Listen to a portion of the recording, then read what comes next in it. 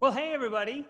I'm Kevin Joyce, host of Omnivorous with Community Roots Housing. I'm taking my mask off because we're making great, careful effort in this beautiful room to exercise social distancing and safety. This is your pre-show welcome for Omnivorous 2020. We're so glad you're here checking out some incredible upcoming cocktail demos. Get yourself some food.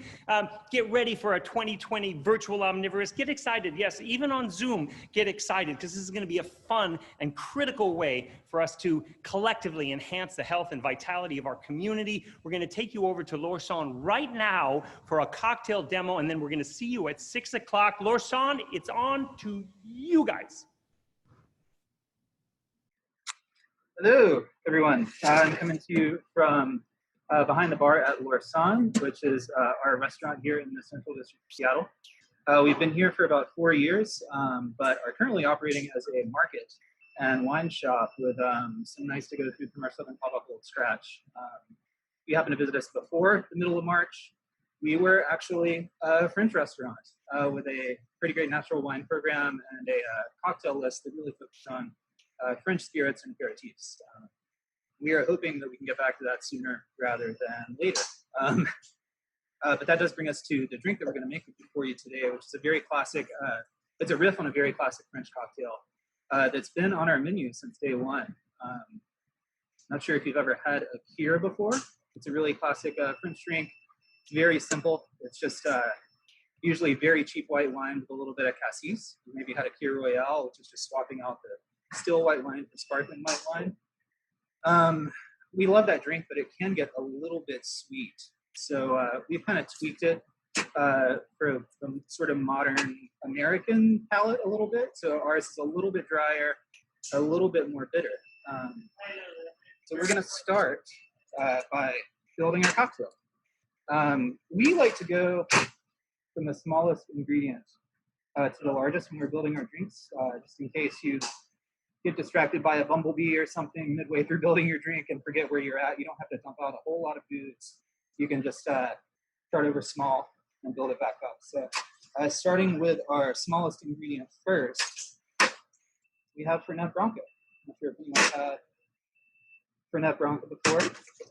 It is a pretty classic, very, very bitter Amaro from Italy. So a little bit goes a very long way. We are just going to use a 1/4 ounce of this in our cocktail today. So just a little bit. We're not really trying to even taste this so much. It's just about keeping things nice and dry and just a little bit bitter, because our next ingredient does have a little bit of sweetness. So this is the ingredient that you will find in a Kir in France. This is cassis. So cassis is a liqueur made from blackcurrant. You've never had fresh blackcurrants before. They're small little berries, but they have a flavor sort of similar to blackberries. There's a sort of deep, dark, ripe fruit, but with a little like green vegetable component as well. So any Kir would not be complete without cassis. So we're using this cassis from Giffard. They've been making liqueurs in France's Loire Valley since the mid-1800s. We're going to use a 1/2 ounce of this, so twice as much cassis to Fernet Branca. Done. And then that's going to bring us to our next ingredient, which is a little bit maligned and misunderstood, I think. Vermouth gets a bad rap, and I'm not sure why.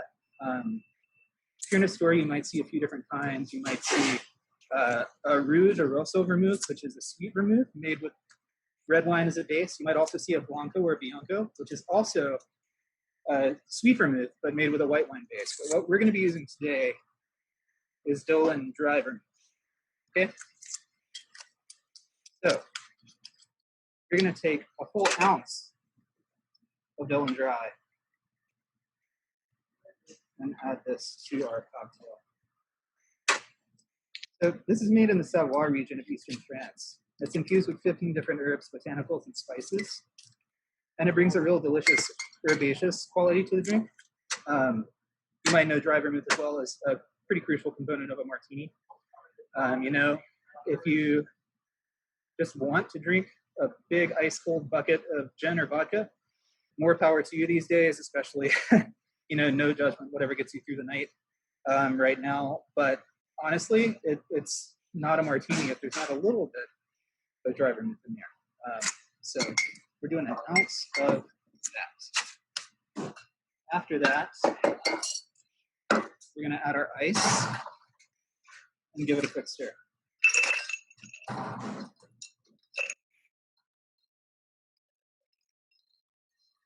So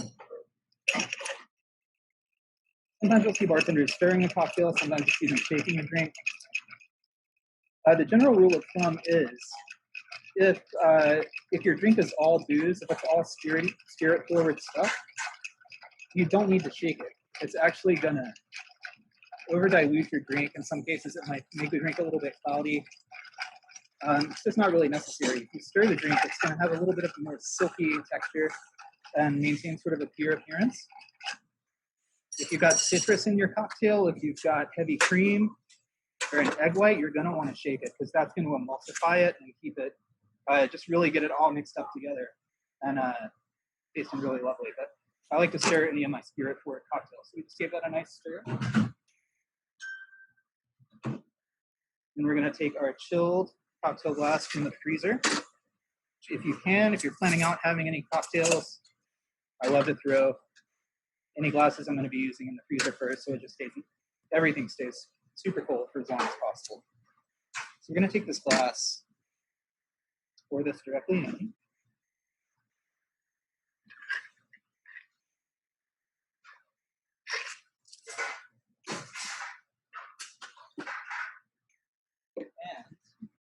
And for our final ingredient, sparkling wine. We're going to take this into more of a Cure Royale territory by using some bubbles.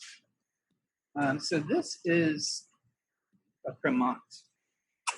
You might see that name on some French bottles. I think a lot of people are very familiar with champagne.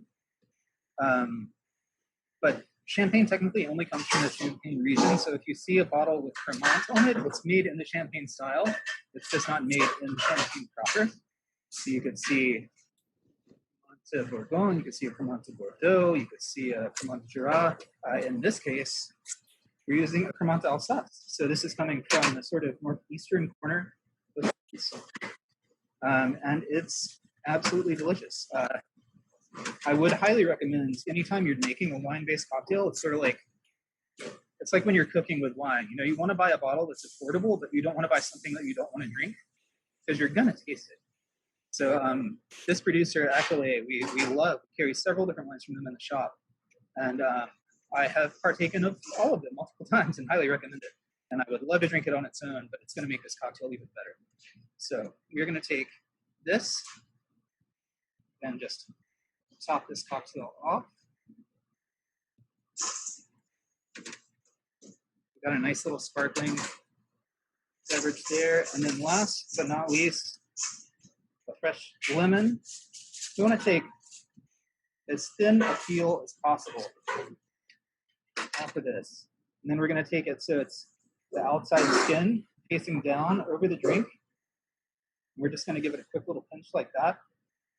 It's going to send all those lemon oils all over the surface of the drink, which is going to create just a lovely aroma. So the first thing you're going to notice when you take a sip of this is that really bright citrus, and then you'll get the herbaceous vermouth. You'll get the sort of rich depth from the cassis, and then just so that cassis isn't too sweet, this is going to come in on the end, dry things out a little bit. So let's try this. I haven't had one of these in 5 months.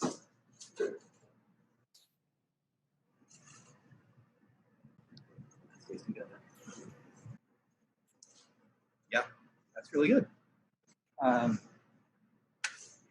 So we're here.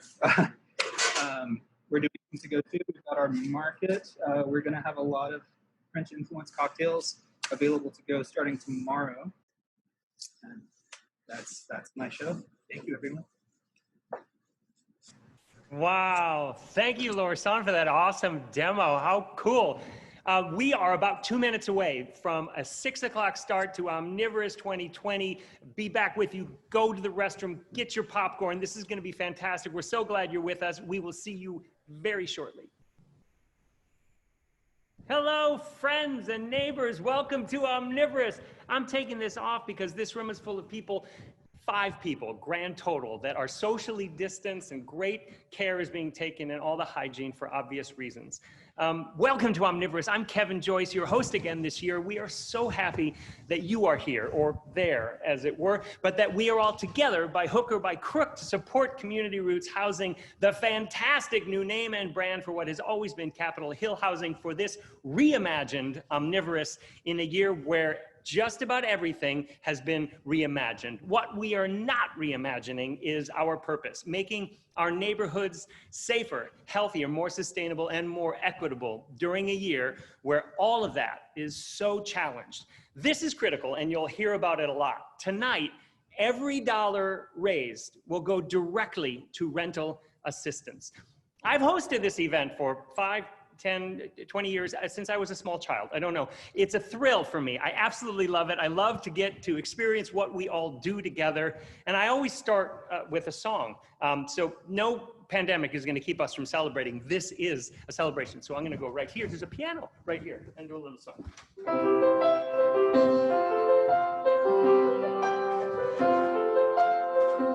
It's a little bit funny not doing this live. We're stuck at home with our families, which we frankly might not survive. We love them so much, but this is the best thing we can do. To come out for virtual Omnivorous with other stuck at home folks like you. And you can tell everybody you had the time of your life. And it was all virtual so you could watch it with your kids and your wife. I hope you don't mind, I hope you don't mind, and I hope you'll agree. Community Roots Housing deserves our support, and we all deserve a party. And that's what this is. This is a celebration, as it is every year. And here's how it's working. Everyone here, the majority of them are far in the far reaches of this vast hall, the lobby of 12th Avenue Arts, and there are 5 people here, and we are very distanced from each other socially, and all the protocols of hygiene are being observed, and we hope all of you are too. And we want to begin by saying that these 8 months have been incredible, and we're holding in our hearts anyone who has suffered any kind of difficulty during this time. It's been such an amazing and difficult time. Tonight, what you're going to do and we're going to do together is you're going to hear from Community Roots CEO Chris Persons, and you're going to hear from Donna Moody of Marjorie, Christy Brown of That Brown Girl Cooks and the upcoming restaurant Communion, and Tak Kurachi from Udon. You're also going to hear from a Community Roots resident. And of course, we're going to celebrate our ability and our commitment to provide financial support for rental assistance. Those of you who have an immersive level ticket, you will have live demos with local culinary whizzes right after the program. Everybody, as you probably can tell right now, is muted. If you have any questions during the program, please use the chat feature within Zoom and send a private message to the Community Roots staff. They are the ones in the chat marked as Community Roots, followed by a name. That chat function will also be used to indicate your pledges later on. If your full name isn't shown, please update your name so that everyone can see who you are and we know who is pledging. So you'll do this by clicking the top right photo on Zoom, your photo. There are 3 dots there, and you can change the name in the chat. I'm going to do a few musical performances later on in the program, and there are food demos and more. We are, as you've noticed, together by Zoom, and you've never done Zoom before. I know it. But it does allow us to hear from you, to talk to each other, to connect, to create and maintain community at a time when there's just not a lot of hugging going on. So please update your names on the screen so we can see who else is here and make sure the pledges are correctly attributed. The chat, oh my gosh, the chat is important. If you've never used a chat in Zoom, oh my goodness, you are so missing out. It's right there on the bottom. Click that chat icon, a chat box will appear either there or there on your screen, and make sure that the blue bar is set to everyone if you want to communicate to everyone so we can see your comment and comment back on your interaction. Let's practice. Write in the chat right now, wherever you are, where you're tuning in from, what city or what neighborhood in Seattle or in the Seattle area, or what room in your house, or frankly, what state of mind. Where are you coming in from? Columbia City, Mexico, ladies and gentlemen, from Queen Anne, Auburn, Capitol Hill, Donna's neighborhood, my desk, that's good, I think, all over. Look at all the folks that are coming in. These are our friends and community. They're coming in from Portland, from Federal Way, from Bellevue, from all over the place, Washington, D.C., The Hill, Capitol Hill, Palm Springs. This is international. We have people from Kathmandu and Kalamazoo, and we are so delighted. Look at all the folks that are here. Now, the second thing I'm going to ask you to do is tell us why you're here. What part of the Community Roots mission or its work do you right now most care about, or as we say in Seattle, resonate with? Is it community resilience? Is it the rental assistance? Is it the eco district, anti-displacement, equity? Write it in there. What do you most care about? And let's get inspired by each other's comments and what they're thinking about. Check it out by having our neighbors, folks. This is great. Community resilience, a sense of equity, affordable housing, all of the above. Workforce housing. Thank you guys so much. This is so amazing to see all of us. You know, if we're together, you don't get to talk to 40 people. Like this, you get to see what 40 people in this room are caring about right now. And it's a beautiful thing, helping others who need it. Okay, now, for your more formal welcome. Someone I can't hug as I do every year or high five. I'm not even gonna elbow bump, but someone who's tremendously dedicated, savvy, and an awesome leader. Please welcome Community Roots Housing CEO, Chris Persons. Kevin Joyce, everybody. Kevin, you're a marvel. You're a renaissance man. Thank you again. And just by the way, this is year 6, and you're always very childlike. So thank you very much for supporting Community Roots Housing. Hi, everybody.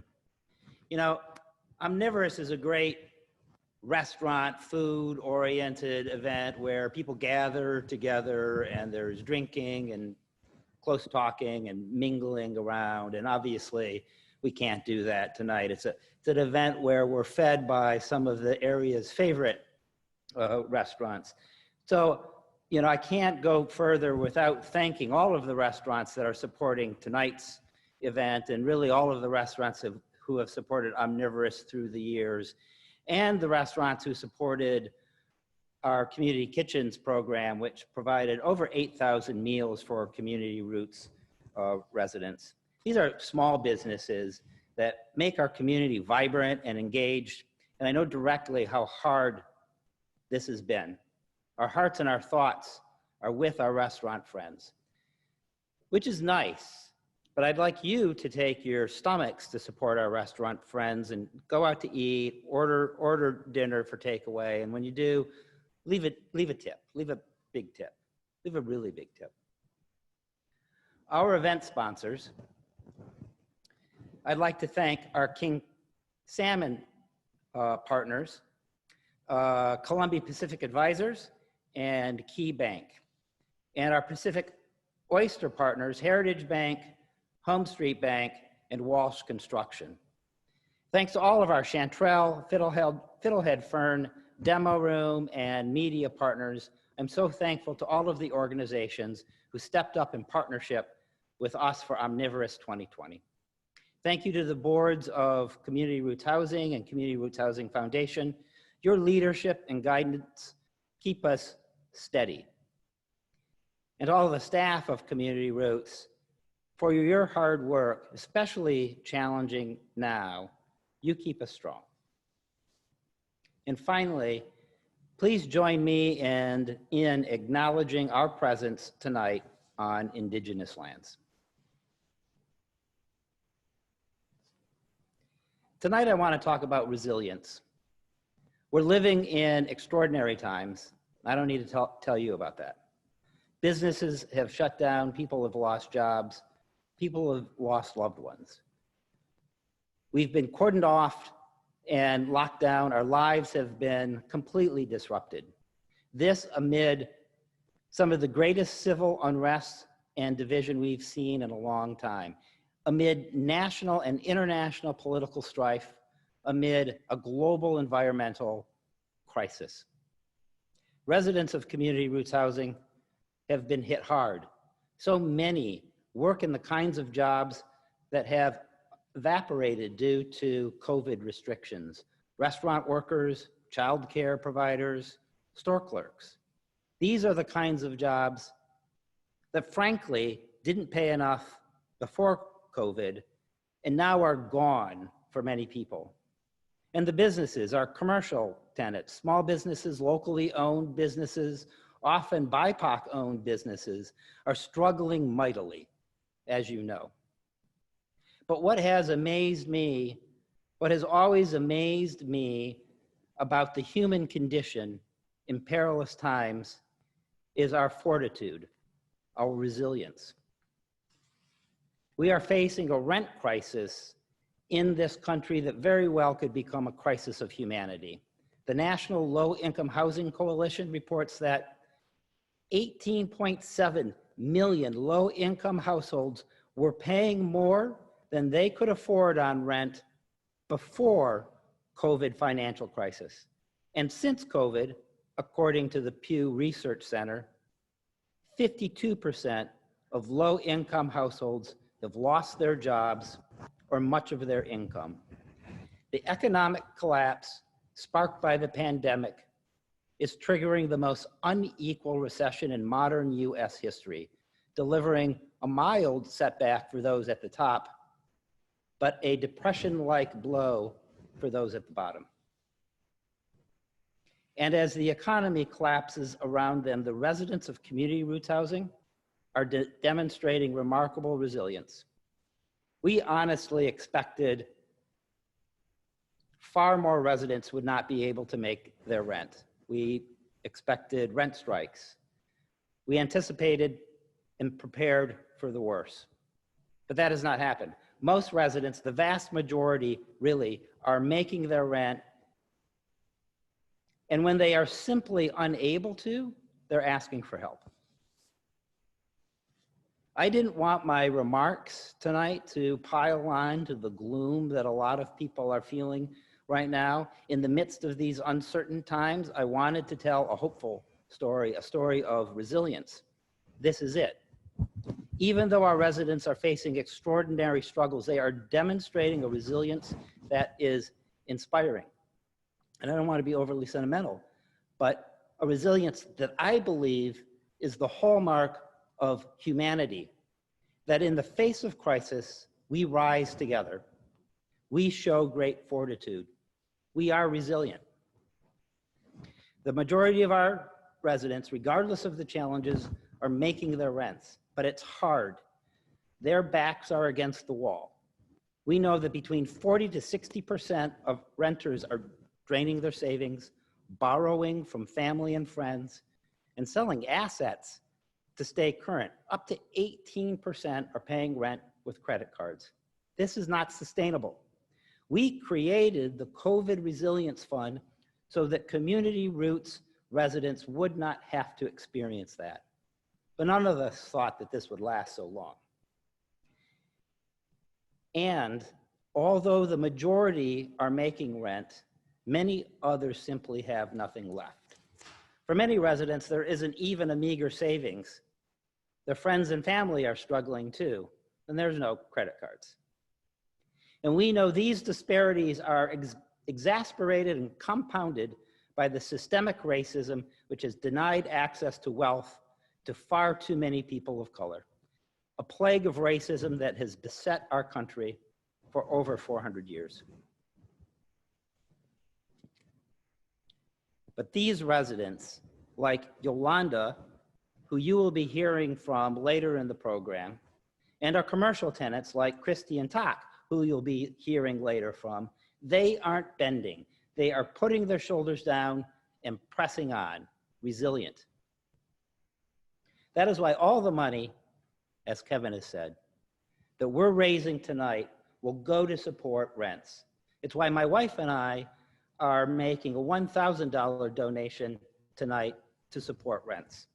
Our goal as an organization is to keep our community strong, to keep our residents and commercial tenants whole, so that when the COVID is over, they have a clean slate and a foundation to build from, a foundation that you have helped build.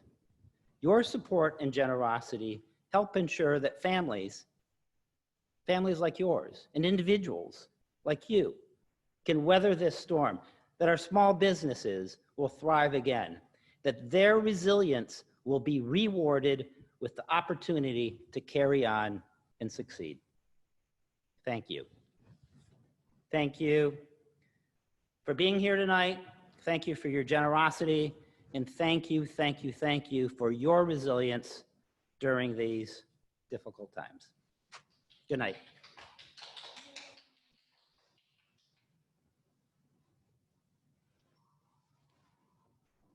Good night, everybody.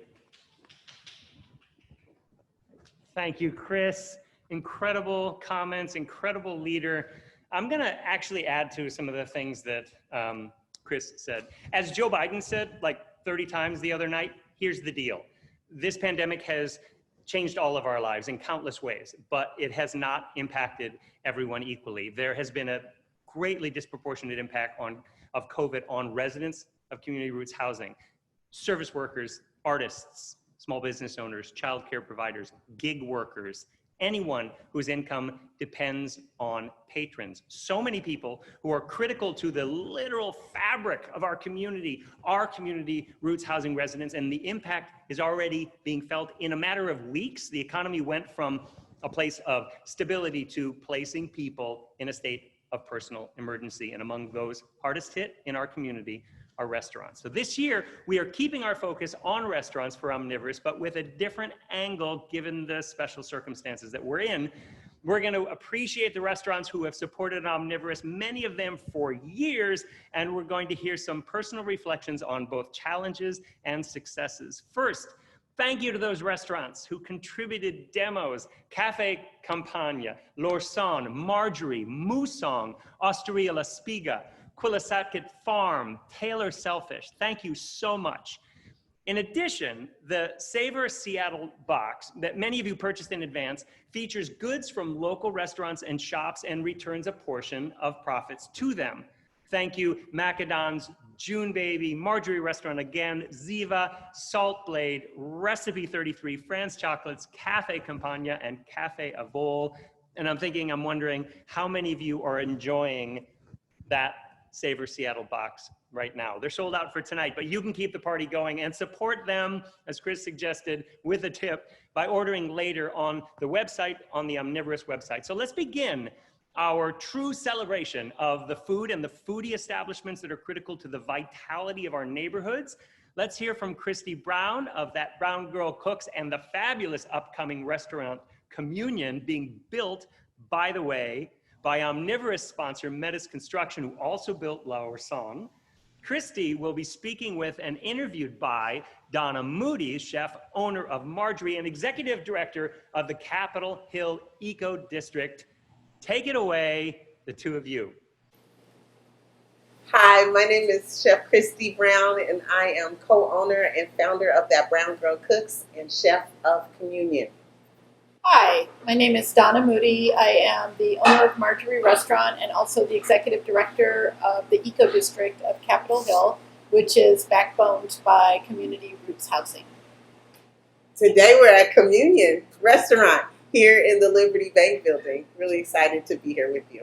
I am so excited to be here. It is beautiful. Even with the rough finishes that are here, you can see what an asset it's going to be, not just to the neighborhood, I think, but to our community. Our audience, whoever they might be, might not be able to smell what I can smell, but I'm sure they can hear your chef cooking back there. Yeah. Doing this recipe testing, my God, everything that you're putting on the plate has a purpose and a meaning, and you have to put the thought behind it. The whole kind of sentiment behind the cooking is that I'm from Kansas City, but I was raised in Seattle, and I love all the food that I've experienced. There's just so much that I couldn't appreciate because I was younger. Yeah. I think that it's been interesting to kind of go back and forth between Kansas City and Seattle and see how much richness resides in both places. Yeah. So it's kind of is it fusion cooking? Sure. But more so, I think it's me paying homage to the community that I grew up in. Yeah. So she's making pate. We've been working on this for 4 days. I'd kind of like to ask you how you define community, but I know that I can start by saying it's people. I think there's also different types of community. The Black community in Seattle definitely is supportive of Black-owned businesses and Black-owned restaurants.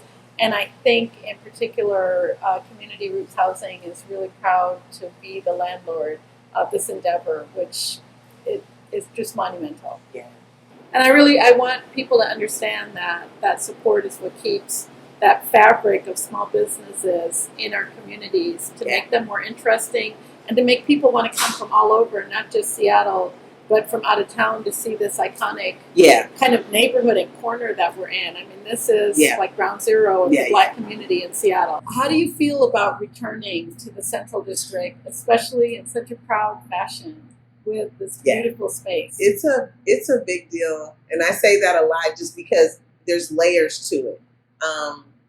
One is just like you said, when we started Food is Art, there weren't very many Black-owned restaurants in the Central District. I definitely feel like projects that like work against some of the gentrification in some ways, that create an opportunity for Black-owned businesses to exist, that will draw not just people from the community, but also people who've been displaced back to the community because they get excited about it. I think about like some of the, past Black-owned restaurants that aren't open anymore, and just our connection with food and community. Mm-hmm. And it makes me kind of want to ask, like, I think a lot as food as like the core of community. It allows us to bring people together. Mm-hmm. People talk a lot around food, around a table. What connection do you see when you think about community and food? I said in another interview that communion is a place where I want the millionaire and the homie to sit together and everybody have a good time. And that's a really cute saying, but it's a significant saying, and there's not many people that can do it, and I'm very proud and glad that I can't do that. I do have that pull to be able to have ways in the community because I think all of our voices are important. In many ways, think that we can take that in a broader way, the way you're describing where people are sitting next to each other and talking, that what we need so much more is conversation and a greater sense of community. For sure. And I just feel so proud that you are here representing that and doing that, and you're the face of it. This is a great conversation for us to have because I know when I first met you, I was like, okay, one day I'm going to be like her.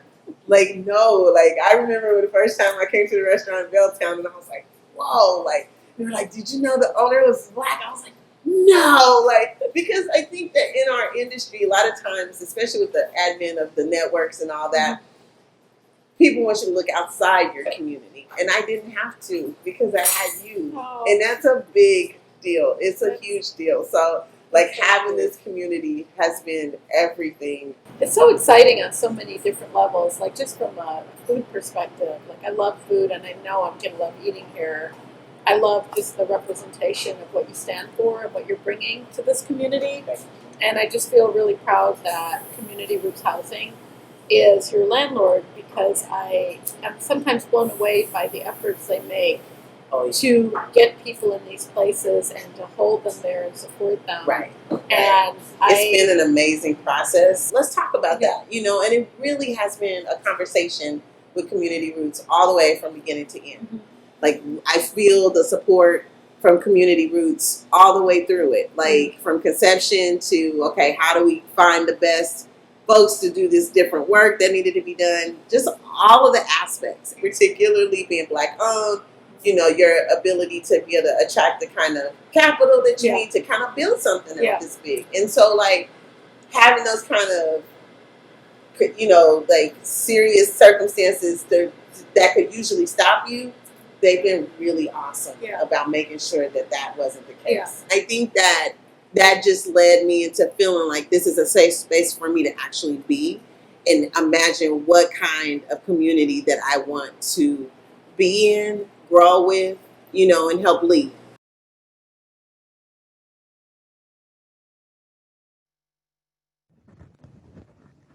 What an incredible couple of people. What an amazing testament to the leadership that food organizations and these two women provide.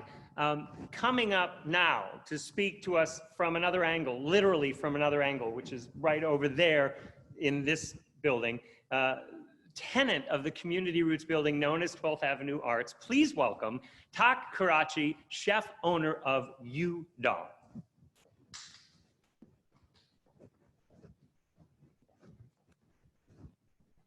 Hi, everyone. Thank you again, Kevin, for that great introduction. And thank you, everybody, for having me here. It's an honor to be speaking here today. My relationship with Community Roots Housing has gone back to 2014.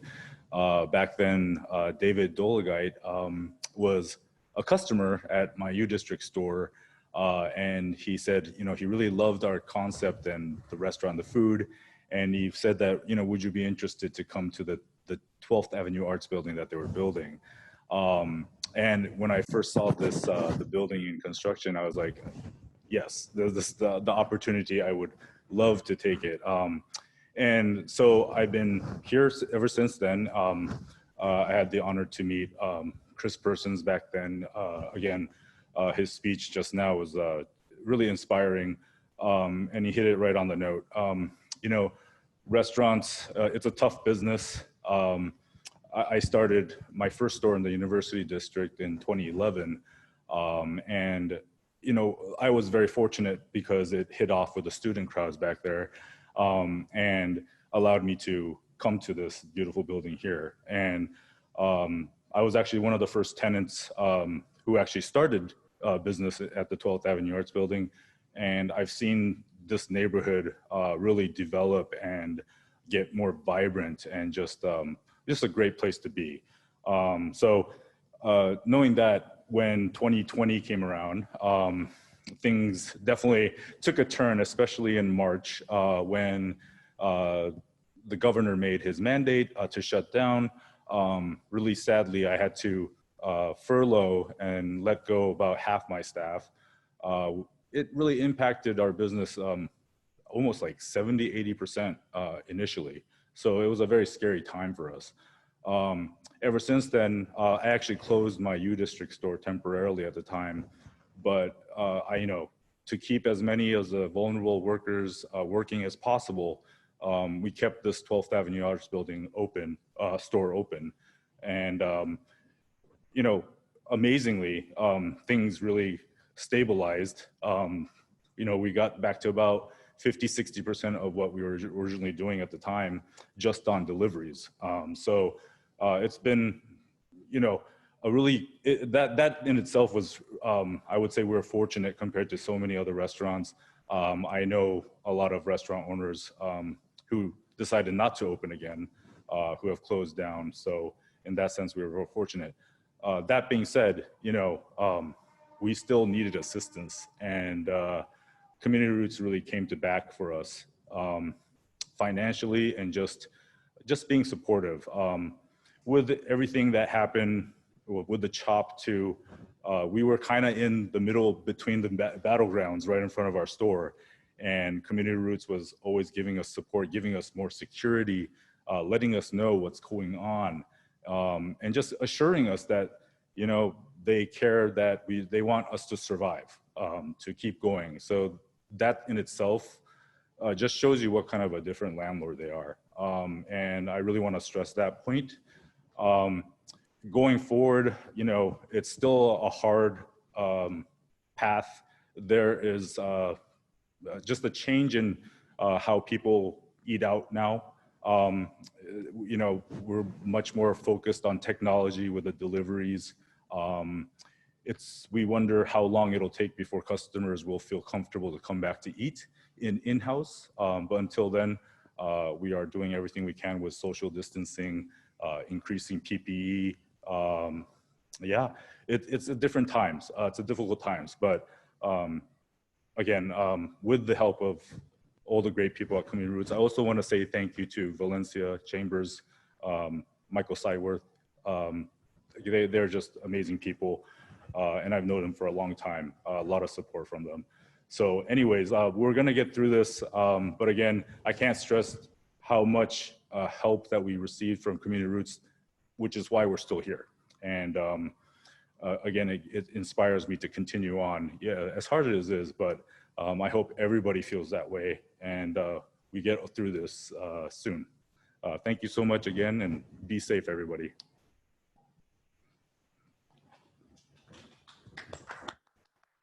Thank you, Tak. Thank you so much for your awesome restaurant and your awesome resilience at this time. Again, it may go without saying, but restaurant workers are among the folks who are most heavily impacted this year, and many of them live in Community Roots housing. Okay, now I am gonna add to some of the comments Chris made because this is critical, and I'm gonna do it again later because we are reinforcing so many of these things. At Community Roots Housing, this year has been focused on resilience and having what has been called the Resilience Fund. And as I've said, tonight, every bit of fundraising that we do, including that amazing $1,400 contribution from Deborah Person and those amazing contributions from those restaurants, all of it is going to go to support rental assistance. It's a truly powerful testament to the rent crisis that we are in. And now it's a pleasure to give us just a taste of that kind of the experience that someone in these residences is having. I'm pleased to introduce an in-person's Resilience Fund recipient. Please welcome Yolanda, emcee. Hello. I am unmasking to become vulnerable. I'm also opening up to build trust within our community. Hello, my name is Yolanda, emcee, and I wanted to put my face out there to your generous donations and the person you are helping, which is me. I wanted to talk a little bit about my first job.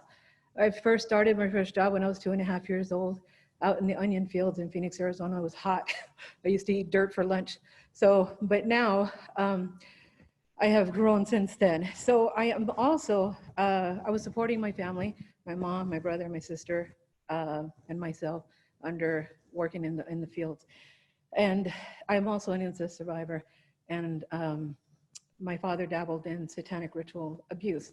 So, and I'm telling you that because I'm not telling you for you to feel sorry for me. I'm telling you this because the hurdles in recovery came from the outside of my family, which is community. And that's what I believe in. Those community roots inspired me to choose light and difficulties instead of continuing generational continuance. I learned a lot over the years. My mom suffered with many illnesses, and my sister now is in the hospital, recovering from pneumonia and trying not to catch COVID. My brother was born with cerebral palsy, so I was basically born to take care of him. And I'm telling you now because I still take care of them now, and it's very important that we stay safe and together. And that's what Community Roots is for me, staying together and huddling when it gets really scary outside. I became the sole breadwinner at 10 years old in housekeeping. I was moving on up. And then my sister had 2 children, which are my nephews, 2 more mouths to feed.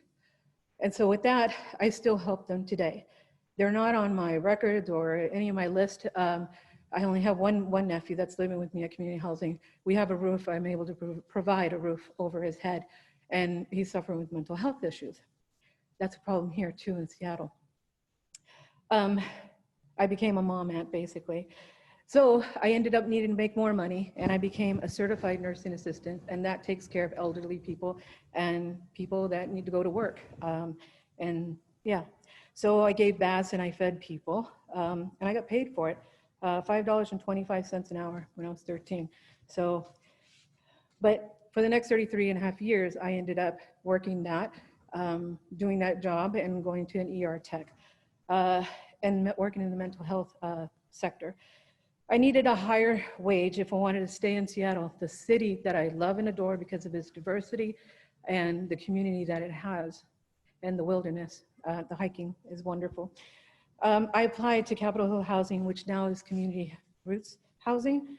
Community Roots Housing has helped me pay down my student loans, provide me the YMCA, financial education, help me get my score up because I want to someday own my home, very soon, hopefully. I became a commercial driver's license for Facebook through the company I work for. And I was starting to pick up. Then COVID hit, March 2020, the pandemic hits. Facebook's non-essential workers work stops and they reduced my hours. And now I do yard time, basically. I do a lot of training. I read on a community board when you're going to go do your laundry, don't be ashamed or afraid, help is here. And for a person like me, and the history that I have and the foundation that I have has made me stand up even taller because I am counting on everybody else to help me through. Because of you, I can be support to my 2 nephews and my older sister and my brother. Focus on getting a communication device for my brother is right now the biggest key. Thank you for removing shame and fear from providing help. I need you like my family needs me, and I can't do it without your help to see them through. We are uncertain of what winter months will bring, cold, flu, and the COVID. I am grateful for my shelter, my door to lock and keep clean and healthy. My goals have not died. I'm still resilient, and I want to be able to help other people out there that have had the same past as me or are struggling with anything else. Thank you for your generosity and your belief in people, and we can do better our world by sticking together, pushing darkness into light. Thank you.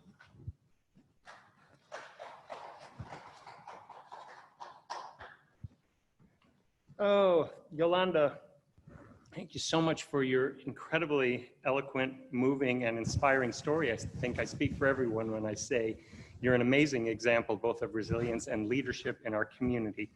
Yeah, I'm gonna do one quick song for you, just to end this off. One brief thing to do is the demo's gonna start right at 7. So I'm gonna do one quick song as a final inspiration.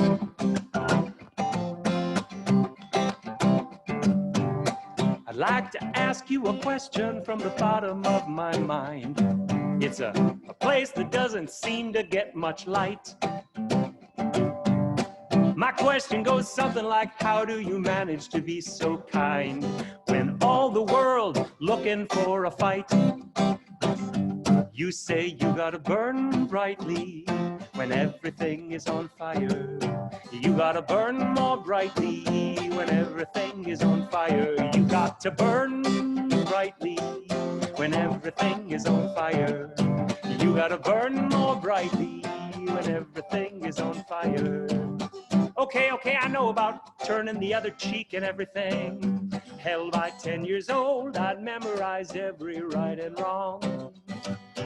I'm talking about something else, something to make my soul bell ring. It's like I really love the music, but I don't know the song. You say you gotta burn brightly when everything is on fire. You gotta burn more brightly when everything is on fire. You got to burn brightly when everything is on fire. You gotta burn more brightly when everything is on fire. All right, you're starting to piss me off and maybe to confuse me. What you think I didn't hear you the first time? It's just that I'm real busy. I got so many things to do that amuse me. And besides, it's all so messed up out there and I got to keep my world in line. You say you gotta burn brightly when everything is on fire. You gotta burn more brightly when everything is on fire. You got to burn brightly when everything is on fire. You gotta burn more brightly when everything is on fire. Fine, you win. I'm listening, I'm looking you in the eyes, like trying to remember something I once knew. But who am I to stand up here and make some kind of crazy battle cry? And you say, yes, exactly, who are you? gotta burn brightly when everything is on fire. You gotta burn brightly when everything is on fire. You got to burn brightly. You gotta burn more brightly when everything is on fire. You gotta burn. It's a cooking metaphor. I'm about to give you a thumbnail from the hip estimate of how we did. I had a feeling that this would be, the donations are coming in so fast and furiously that we can't count them all. But ladies and gentlemen, you go to your place in your email and find the link to those culinary adventures if you're an immersive ticket holder. Otherwise, thank you all so very much for being here. You want me to do one more song? Because, okay, the donations are, they're coming in right now. I'm gonna do I think I'm gonna do a funny song because we need funny right now. And technology like this, I don't know about you, I'm pretty old, like I said, I'm 83, and I have a hard time with technology. So I'm gonna do one more song related to technology that I hope you relate to. You're feeling disconnected and you're feeling out of touch. You're trying to listen, but you can't hear very much. There's so many gadgets and so many devices. It doesn't matter what the price is. You gotta have the right dongle. It makes everything possible in the information jungle. It's all about the right dongle. So you got a new thingy and you like it a lot. It's got a sweet little box and the design is really hot, but it's a strange sort of shape and a different kind of size. And suddenly you realize, I don't have the right dongle. And now nothing seems possible in the information jungle. You gotta buy another dongle. It's not a pleasant word, it's like putrid or phlegm. Dongle conjures up an image of an unpleasant something that you would rather not talk about in mixed company or with anybody really.